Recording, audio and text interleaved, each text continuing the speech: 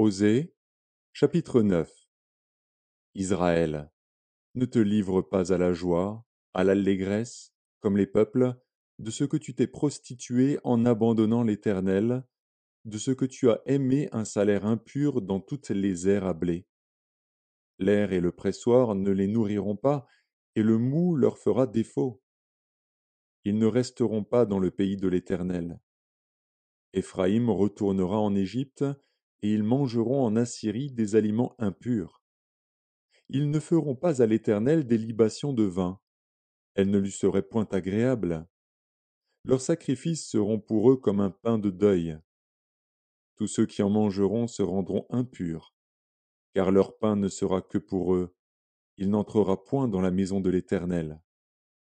Que ferez-vous au jour solennel, au jour des fêtes de l'Éternel? Car voici, ils partent à cause de la dévastation. L'Égypte les recueillera, Moph leur donnera des sépulcres.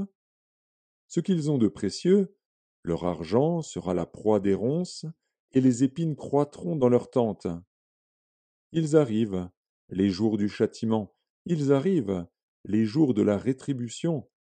Israël va l'éprouver. Le prophète est fou, l'homme inspiré a le délire, à cause de la grandeur de tes iniquités et de tes rébellions. Éphraïm est une sentinelle contre mon Dieu, le prophète, un filet d'oiseleur est sur toutes ses voies, un ennemi dans la maison de son Dieu.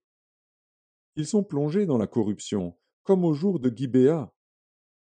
L'Éternel se souviendra de leur iniquité, il punira leurs péchés.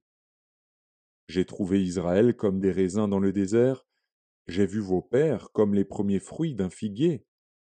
Mais ils sont allés vers Baal-Péor, ils se sont consacrés à l'infâme idole, et ils sont devenus abominables comme l'objet de leur amour.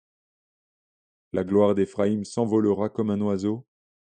Plus de naissance, plus de grossesse, plus de conception.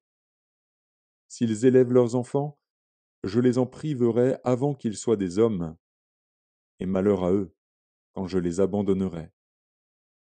Éphraïm, aussi loin que portent mes regards du côté de Tyr, est planté dans un lieu agréable. Mais Éphraïm mènera ses enfants vers celui qui les tuera. Donne-leur, ô Éternel. Que leur donneras-tu? Donne-leur un sein qui avorte et des mamelles desséchées.